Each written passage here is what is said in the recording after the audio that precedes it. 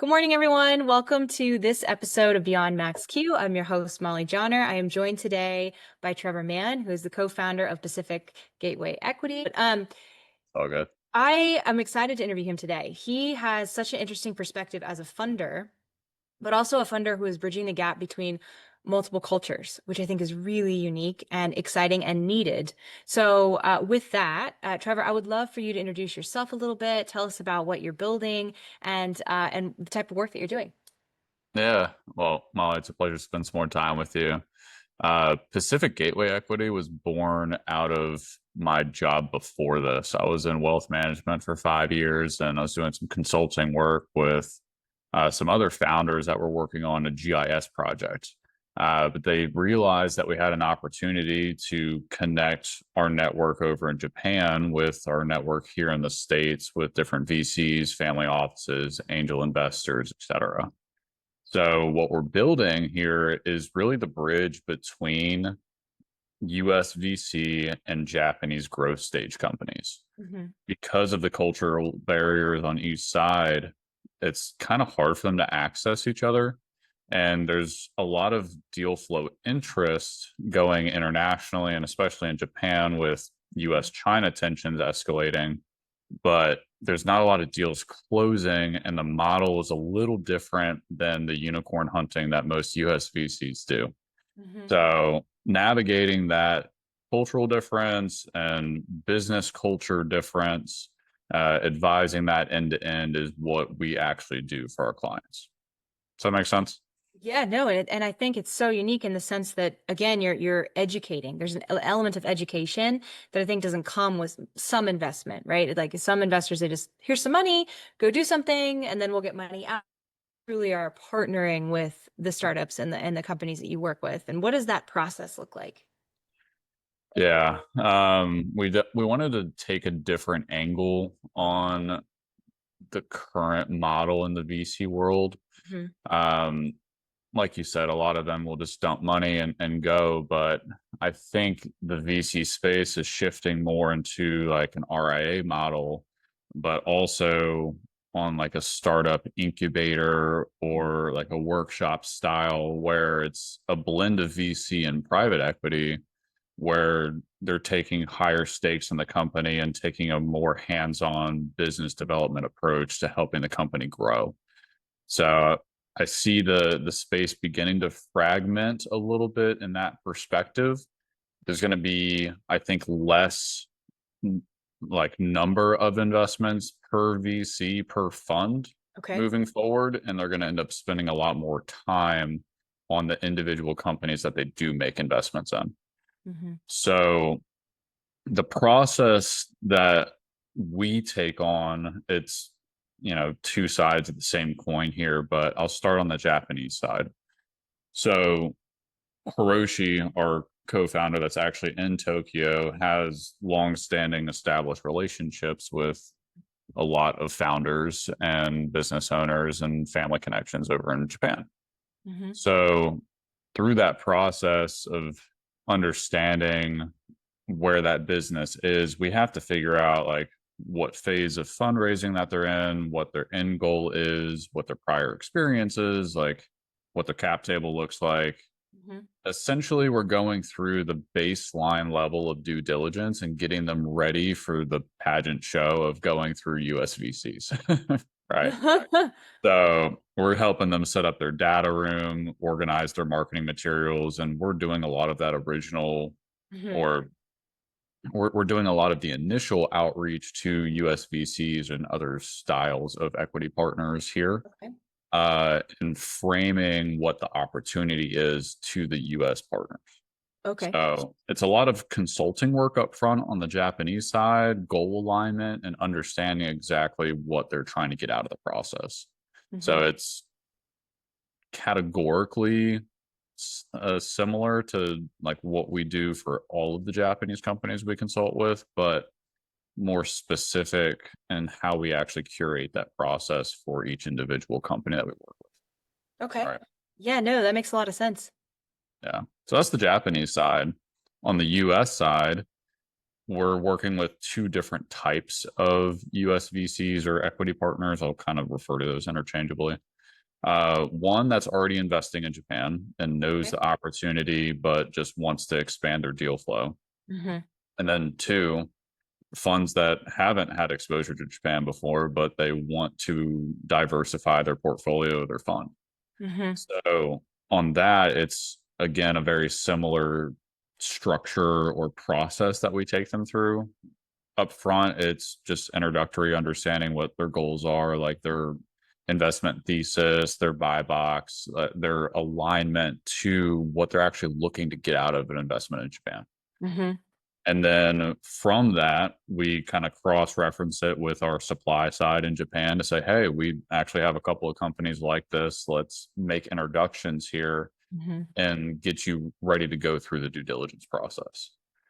On the advisory component of that, on the US side, it's a lot of making sure that they understand the cultural understandings and business dealings that, like, how they work in Japan Oh, yes. and expectation management. Um, for example, if there's a US VC running a deal process here in the States, it's going to Mm-hmm. go a lot faster. It's very direct. It's just, hey, get us the numbers, what we need, and do it quick. Mm-hmm. And it's it's not like that.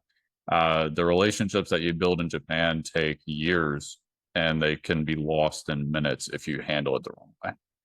So What's an example of handling it the wrong way? example of handling it the wrong way is being too brash or not being very mindful about having like respectful communication.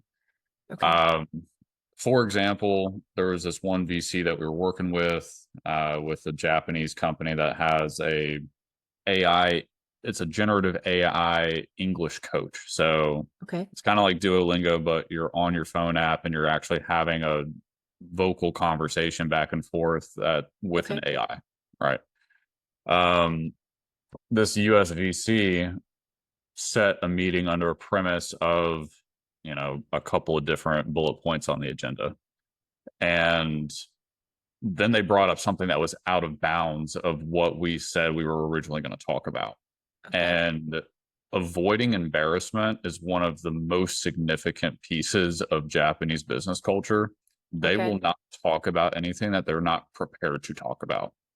Right. Like you and I can have a very free flowing conversation Yeah. and like explore different parts of it that we didn't discuss beforehand and be okay with that. But if a Japanese businessman is put on the spot, it doesn't feel good, it doesn't look good, and it can really damage the relationship.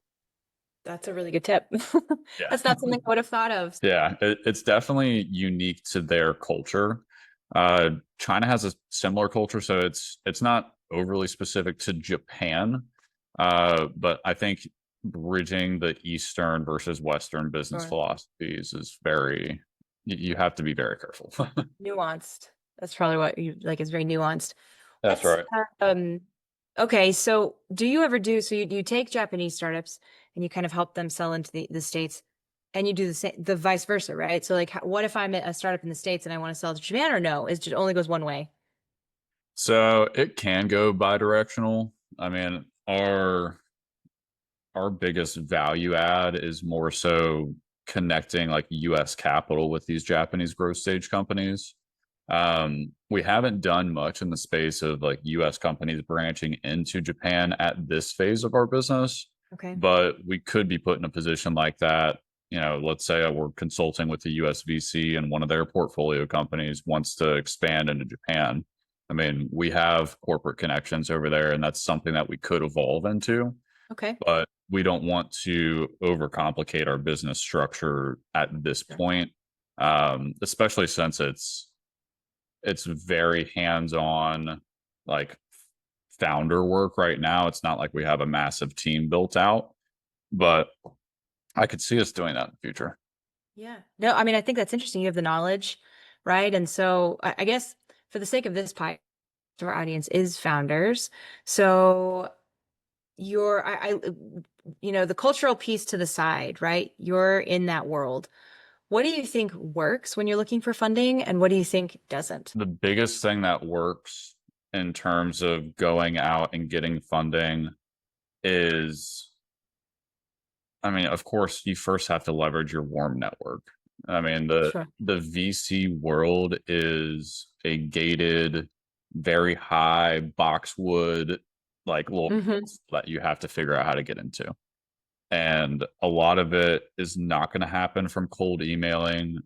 If you have a background in sales experience, like your traditional business development, cold Hmm. calls, cold emails, marketing, it's not really going to work. Like the best way I've found to get introduced to VCs is going through your network and just trying to find that warm introduction. That's Hmm. bar anything else, the best way to begin to get funding. Hmm. Um, the other place is, I would say, going to founders that were in your space that have got investment from your target VCs previously. Hmm. So a lot of this is long-term relationship building, and I think that you have to manage your expectations as a founder to say, "Hey, this is going to take a while, Hmm. but as long as I don't quit, it's inevitably going to happen at some point." Yeah. So being able to balance out your burn rate and your runway for your startup to Hmm. account for the fundraising process and how long it's actually going to take if you don't already have roots or like established Hmm. connections in the VC world, you have to know that it's going to take some time. So that's what I know works, and then kind of a little bit of what I know doesn't work too. And I think one thing too that I would love to hear is like talk to a lot of founders, right? And so I'm sure you interview, you gatekeep, pun intended, for some of the, founders that you start to talk to. What are the winning pitches? What are the things that stand out to you? Like, because I know that when you're thinking about investing, it's not just the company, you're investing in the founder too, right? So Yeah. what does that look like? Depending upon the phase of which it's at. So I'll break this up into like kind of the pre-seed seed category and then like Yes. growth. So pre-seed and seed stage founders, you don't have a lot of legs to stand on other than your personality, your Mm-hmm. charisma, your ability to story tell, to Mm-hmm. cast a vision and to bring in enthusiasm behind the problem that you're solving. Mm-hmm. The best way I see this done consistently is just by having a playbook or like a blueprint that they go by to very clearly articulate what their business is, what the problem is that they're solving, and what differentiates their solution. Mm-hmm. So if you don't have a way to communicate what your business does in 60 seconds, Mm-hmm. then you're going to lose people. Um, this isn't done by having a super fancy pitch deck or like having really good projections, especially if you're like very early on, like, or even Sure. pre-revenue, like your financial model doesn't mean anything, Mm-hmm. right? It's how big of a pain point are you solving for your customer base, and how is your solution different from what's in the market? Mm-hmm. So making sure that you can communicate that very concisely is going to differentiate you from other founders. Mm-hmm. Most people, like, if you ask them what they do, they'll ramble on. Like they don't have, like, it's all up in their head and they understand what they're doing, but they're talking about it from 10 different angles and not giving you a very clear understanding of what it is they do. Mm-hmm. Like at the beginning of our conversation, like I said, hey, we connect US venture capitals with Japanese growth stage companies. It's very clear cut, very simple. All right. Mm-hmm. One of our other portfolio companies, Sirion, we are a midstream refinery optimized for precious metals and rare earth element recovery, and we sell direct to US critical manufacturers. Mm-hmm. All right. If you cannot articulate quickly the simple we do X for Y formula, then Mm-hmm. your business model is probably too complex and you're not going to be able to convince investors you know what you're doing and you're able to execute. Yeah, no, well said. And I love the examples that you use too. I think that's important. And, a lot of the founders in our group are, in that hard tech, manufacturing, aerospace world. And so that's a good piece of advice. Like, looking at like we do this, it should be pretty simple. And I've seen you post on LinkedIn to that end about AI a little bit. Yeah. Building, and I love it. And I agree with it. And that's why I want to ask this question is kind of bring that here. Everybody right now, you have a magic wand, you wave it, like you say AI 3 times and you're a unicorn, right? So it's like that's kind of how it happens. That's not real life. I love what you talk about where you're like, hey, bootstrapping, building something real, solving a problem. Can you talk a little bit about that right now? Yeah, I would love to. I don't even know if we have enough time Probably not, to but cover I'd it, still love for you to talk about it. but yeah. Um, a lot of Silicon Valley right now is in this unicorn hunting haze, and they think their magic bullet is AI.